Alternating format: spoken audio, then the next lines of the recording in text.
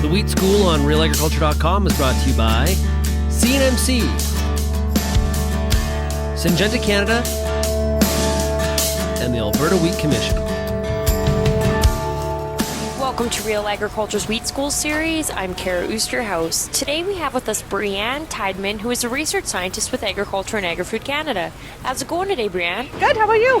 Great. So can you tell me a bit about the harvest, the Harrington Seed Destructor? Yeah, so the Harrington Seed Destructor was developed in Australia. The idea behind it was from producer Ray Harrington, so it was really a farmer idea.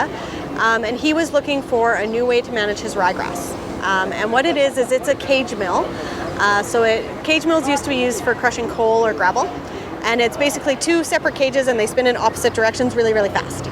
So the weeds come into the middle, the weeds and the chaff come into the middle, and they're trying to get out of that mill and out through the system, and they get bounced around and bonked around a whole bunch of times and essentially broken down because of that. So what the seed destructor does, it takes the chaff out of the combine, puts it through the mill, puts the pulverized material back onto the field. The unit that we're using that's here at Canola Palooza is actually an outdated version.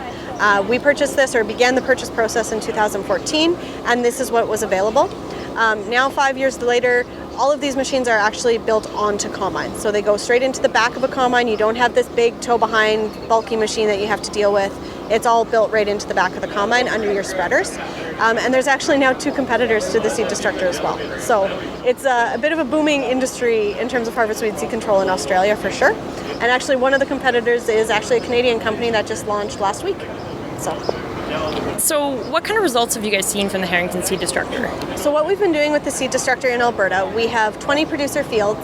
We partner with producers. We've gone and found weed patches in their field, and we're harvesting with our combine and seed destructor. And what that allows us to do is we can put out treatments with the Harrington Seed Destructor running, as well as just a normal combine harvest, so not touching it at all.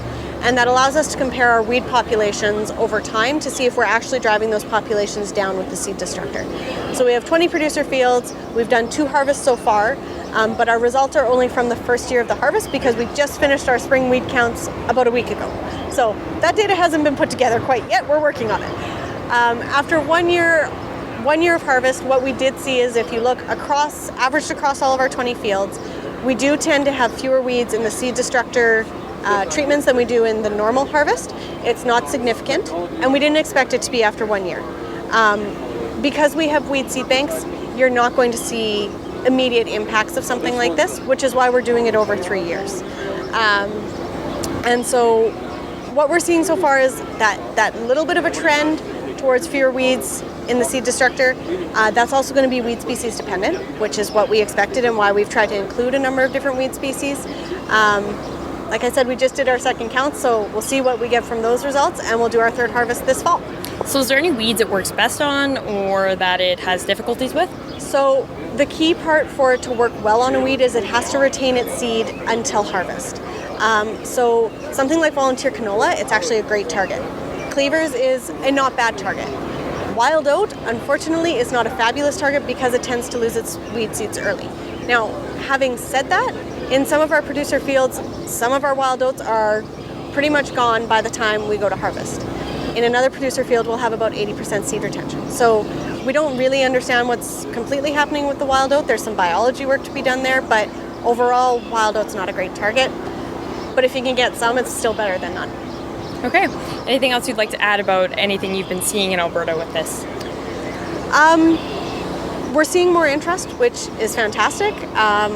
I'm always open to talk about harvest weed seed control, Harrington Seed Destructor, anything like that. And we hope more producers are interested, and hopefully we can help deal with the herbicide resistance issues we have. And is it out in Western Canada, or where is it all out in market?